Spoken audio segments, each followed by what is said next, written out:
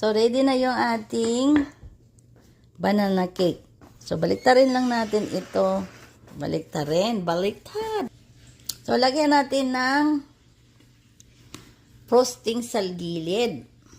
So, mayroon tayong chocolate. Lalagay natin sa gilid. Tapos, iba naman ilalagay natin sa gitna. Wala lang akong ano tawag mo yung mother? Lazy Susan. Yung pang ikot-ikot. Kasi medyo pa tayo. Kahit sa ulan, di ba pwede yun?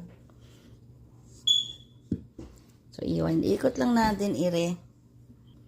So, tapos na ilagyan natin frosting yung gilid. So, ilagyan natin yung sa gitna na may chocolate with cream cheese.